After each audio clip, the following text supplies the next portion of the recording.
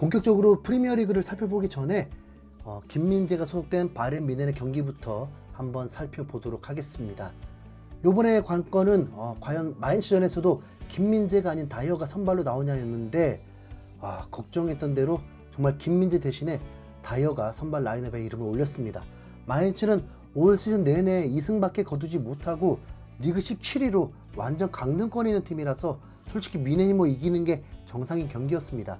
하지만 다들 아시다시피 마인츠에도 한국 선수인 이재성이 있다 보니까 경기 내용과는 별개로 김민재와 이재성이 독일 분데스리가에서 맞대결을 펼치는 장면을 기대하셨던 한국 팬들이 많았을 겁니다. 그러나 아쉽게도 이번 경기에서 이 두 선수가 동시에 뛰는 일은 없었습니다. 이재성은 마인츠 선발 멤버로 출전했지만 뮌헨이 지난 라치오전 때 가동했던 데리우트와 다이어 조합으로 나섰기 때문이죠. 다이어가 잘해서 뮌헨이 이기는 게 아니라 그냥 상대가 못해서 이기는 느낌인데, 결과만 보고 김민재를 벤치로 내린 걸 보고 차라리 다이어가 못하길 바라기도 했는데 이번 경기는 너무나 일방적이었습니다. 전반전 종료 시점에 이미 스코어는 3대1로 뮌헨 쪽으로 승기가 기울었거든요. 점수가 3대1이면 사실 패색이 짙은 건 아닌데 경기 내용 자체가 일방적이었습니다. 전반전 종료 시점에 슈팅 개수가 13대3으로 뮌헨 선수들이 10개나 더 많은 슛을 때렸고, K는 골대를 맞춘 슈팅을 포함해서 이미 2골로 멀티골을 달성한 것도 모자라서 고레츠카까지 골맛을 봤습니다. 마인츠의 아미리가 환상적인 프리킥골로 1점을 만회하기도 했지만 경기 주도권은 계속 뮌헨 쪽에 있었죠.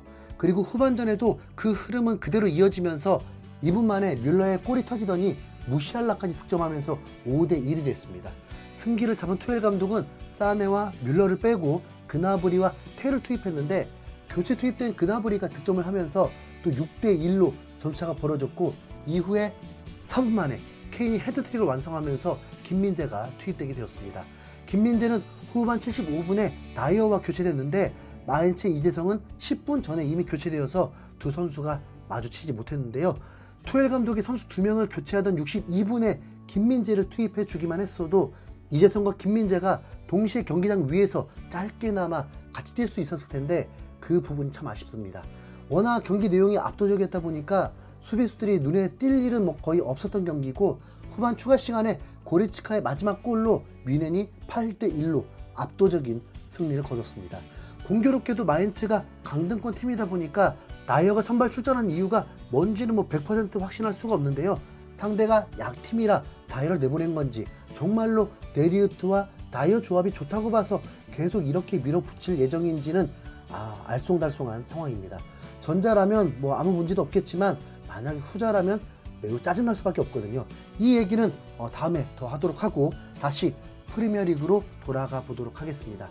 일단 목숨이 간당간당했던 테나우 감독은 에버튼을 상대로 졸전을 펼쳤지만 결과적으로는 2대0으로 승리를 거두면서 감독직을 더 이어가게 됐습니다. 점유율이 51.1% 대 48.9%로 거의 비슷했고, 슈팅 개수는 15대23으로 에버튼의 우위였지만 맨유의 가르나초가 2개의 페널티킥을 얻어내면서 2대0으로 이겼던 겁니다. 페널티 득점으로 얻은 2골을 제외하면 맨유 역시 홈이었음에도 필드골이 하나도 없었고, 강팀이라는 생각이 잘 들지 않는 모습으로 간신히 이겼다고 말할 수 있는 경기였죠. 페널티킥 얘기가 나와서 잠깐 얘기하자면, 올 시즌 토트넘은 유독 페널티킥을 잘 받지 못해서 일부 리그 20개 팀 중에 꼴찌였습니다. 참고로 첼시와 아스날이 8개로 리그 최다였고, 리버풀이 7개, 맨유와 맨시티가 5개로 그 뒤를 잇고 있는데요. 유독 토트넘만 페널티킥을 1개밖에 못 받으면서 탑6 팀 중에서 가장 판정 손해를 받습니다. 토트넘 경기를 보다 보면 편파라는 생각이 들 만큼 페널티킥을 잘 안 준다는 인상이 있었는데 실제 통계로 그게 증명됐다고 봐야죠. 아무튼 맨유는 2개의 PK에 힘입어서 리그 6위를 유지하게 됐습니다. 그리고 치열한 우승 3파전을 벌이고 있는 아스날은 브렌트포드를 꺾고 리그 1위에 올라섰습니다. 물론 월요일에 있을 리버풀 대 맨시티의 빅매치 결과에 따라서 금방 순위가 바뀔 수 있지만, 만약 이 두 팀이 무승부를 거두게 된다면 리버풀과 승점 64점으로 동률이죠. 아스날은 전반 19분에 벤 화이트의 크로스를 라이스가 헤더골로 마무리하면서 1대0으로 앞서가게 됐습니다. 아스날은 홈에서 치러지는 경기에서 선제골까지 아스날이 넣었으면 승기는 확실히 잡았다고 볼 수 있는 상황인데, 브렌트포드가 전반전 종료 직전에 첼시 원더골의 주인공인 위사가 다시 한번 팀을 살리는 동점골을 터뜨렸습니다. 아스날의 램즈데일 골키퍼가 어설프게 공을 돌려놓고 길게 차려고 하다가 리사의 예측 태클에 공이 제대로 막히면서 그대로 골대 안으로 들어간 건데요. 이대로 경기가 1대1 무승부로 끝났다면 토트넘에게도 더할 나위 없는 결과였을 텐데 후반 86분에 하베르츠의 결승골이 터지면서 아스날이 승리를 차지했습니다. 결과적으로 지금 순위표 상에서 아스날이 64점, 리버풀 63점, 맨시티 62점으로 이 세 팀이 1점 차이로 바짝 붙어 있게 됐습니다. 이어지는 아스날의 경기 일정은 3월 A매치 기간이 지나서 오는 4월 1일에 맨시티와의 맞대결이 예정되어 있거든요. 반대로 맨시티 입장에서는 리버풀 다음에 아스날을 만나는 빡센 일정인데 이 경기들이 최종 우승팀을 결정하는 데 있어서 가장 결정적인 승부들입니다. 리버풀전은 원정이지만 이어지는 아스날전은 맨시티 홈에서 치러지기 때문에 정말 흥미진진한 대결이 예상되는데요. 그리고 울버햄튼도 잠시 살펴보자면 황희찬은 부상으로 결장했지만 풀럼에게 2대1로 승리를 거뒀습니다.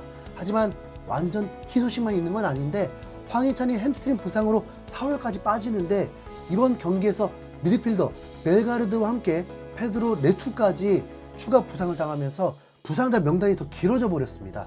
특히 네투는 올 시즌에만 벌써 두 번째 부상이라서 앞으로 어떻게 될지 모르는 상황이죠. 최근 뉴캐슬이 네투를 영입하려고 1,000억이나 되는 돈을 준비했다는 말이 있는데 이 부상으로 그게 없던 일이 될 수 있습니다. 자, 어쨌든 울버햄튼은 이번 풀럼전 승리로 뉴캐슬을 제치고 리그 8위가 됐는데 부상 악재가 겹쳐서 과연 현재 순위를 얼마나 오래 유지할 수 있을지는 모르겠네요. 한편 토트넘의 엔지 감독은 경기 전 기자회견에서 토트넘 선수단의 부상 상황을 밝혔는데 왼쪽 풀백 포로는 이번 아스톤빌라전에 선발 출전이 가능할 것으로 보입니다. 엔지 감독은 선수들의 컨디션에 대한 질문에 포로의 상태는 좋다. 한 주 내내 아무 문제 없이 훈련을 소화했다. 하지만 히샬리송을 포함한 나머지 선수들은 메인 훈련에 참여하지 못했다라면서 부상자들 중에 포로만 복귀할 수 있고 나머지 선수들은 결장할 거라고 밝혔는데요. 스트라이커 히샬리송이 결장한 자리에 다시 한번 손흥민이 원톱으로 나설 듯합니다. 지난 11월에 있었던 1차전에서도 손흥민이 스트라이커로 출전했긴 했지만 센터백부터 에메르송과 벤 데이비스였고 미드필더는 로셀스와 힐이었습니다. 현 시점에서 베스트 11을 꼽으려면 절대 안 들어갈 것 같은 선수들이 많았다 보니까 손흥민이 옵사이드 헤드트릭이라는 별로 좋지 않은 기록도 나왔었죠.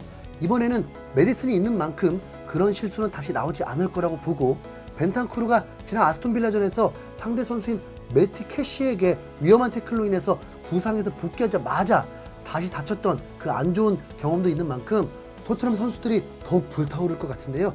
히샬리송은 직전 경기에서 뛸 준비가 되어 있다고 했었는데 너 유리몸이니? 개인적으로 손흥민 스트라이커 대찬성입니다. 손흥민이 앞에 옵사이드 빼고 그냥 헤드트릭으로 제대로 갚아주면서 승점 6점짜리 경기 승리하길 응원하겠습니다. 이상 흰수영고래였습니다. 감사합니다.